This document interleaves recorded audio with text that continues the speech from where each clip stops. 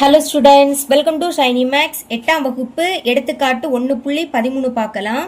-4 5/22 இலிருந்து -2 6/11 கழிக்கவும். இப்போ இது ரெண்டையும் கழிக்கணும். ஃபர்ஸ்ட் இதை எடுத்து எழுதிக்கலாம். -4 5/22 கழிக்கிறதுனால சென்டர்ல மைனஸ் வரும். சரிங்களா? அடுத்து இதை எடுத்து எழுதிக்கலாம். இங்க மைனஸ் இருக்கு, அப்போ பிராக்கெட்ல தான் எழுதணும். -2 6/11. ஓகே, இப்போ இது கலப்பு பின்னத்தில் இருக்கு. அதை ஃபர்ஸ்ட் தகா பின்னமா மாற்றலாம். ஒரு மைனஸ் இருக்கு, அது அப்படியே வந்துடும். ஓகே, இப்போ மாற்றுங்க. கீழே இருக்கக்கூடிய 22ஐயும் இந்த 4ஐயும் பெருக்கணும்.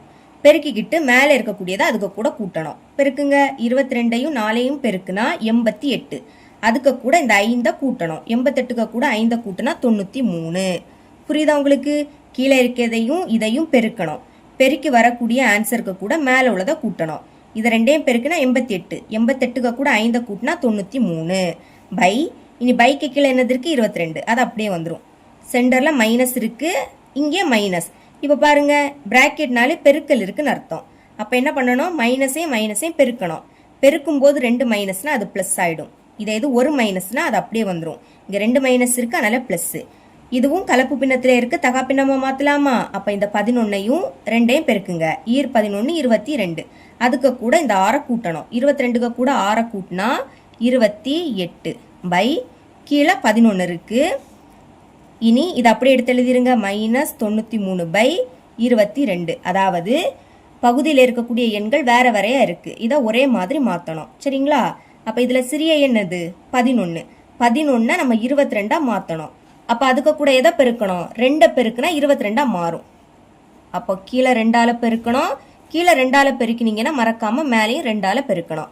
சென்டர்ல பிளஸ் இருக்கு, பெருக்குங்க. 8 2 16 6 பாக்கி 1. இனி 2 4. 4க்கு கூட 1 கூட்டினா 5. 11 2ஐயும் பெருக்குனா 22. இப்போ நம்மளுக்கு பகுதி சேம் ஆயிடுச்சா? அப்போ அதை ஒரு வாட்டி தான் எழுதணும். 22 ஒரு வாட்டி எழுதிருங்க. எழுதிக்கிட்டு மேலே இருக்கிறத அப்படியே எடுத்து எழுதிக்கணும். -93. அடுத்து பிளஸ் 56. இனி ஒரு மைனஸ்னா என்ன பண்ணணும்? கழிச்சு பெரிய எண்ணோட குறியீட போடணும். கழிங்க. 93ல இருந்து 56 கழிக்கலாம். 3ல இருந்து 6 கழிக்க முடியாது, அப்ப கடன் வாங்கணும். இங்க இருந்து கடன் வாங்கலாம். அப்ப இந்த 3 என்ன ஆயிடும்? 13ஆ மாறும். இங்க இருந்து 1 வாங்கியிருக்கோம். அப்ப இதுல 1 கழிக்கணும். 9ல இருந்து 1 கழிச்சா 8. இனி கழிக்கலாம். 13ல இருந்து 6 கழிச்சா 7. 8ல இருந்து 5 கழிச்சா 3. என்ன கிடைக்குது? 37. கழிச்சிட்டோம். பெரிய எண்ணது 93, அதோட குறியீடு மைனஸ். புரியுதா? ஒரு மைனஸ்னா கழிக்கணும். கழிச்சா 37. கழிச்சு பெரிய எண்ணோட குறியீட போடணும். 56 விடைக்கும் 93 பெருசு, அதோட குறியீடு மைனஸ். ஓகே, கீழே என்னது இருக்கு? 22. இதோட ஸ்டாப் பண்ணக்கூடாது. ஏன்னா நம்மளுக்கு கொஸ்டின் கலப்பு பின்னத்துல கொடுத்துருக்காங்க. ஆன்சரே நீங்க கலப்பு பின்னத்துல தான் எழுதணும். ஓகே, இந்த மைனஸ் அப்படியே வந்துடும். இப்போ வகுக்கலாம். மேலே 37 இருக்கு, அப்போ அதை உள்ளே எழுதிக்கணும். கீழே இருக்கக்கூடிய 22 வெளியே எழுதிக்கணும். ஓகே, 37ல் 22 எத்தனை வாட்டி இருக்கும்? ஒரு வாட்டி தான் இருக்கும். 22 22. கழிங்க. 7ல இருந்து 2 கழிச்சா 5. 3ல இருந்து 2 கழிச்சா 1. இனி இங்க இறக்க எதுவுமே இல்லை, அப்ப இங்க புள்ளி வைக்க வேண்டியதா இருக்கும். கலப்பு பின்னமா மாத்தணும்னா இங்க புள்ளி வைக்க கூடாது.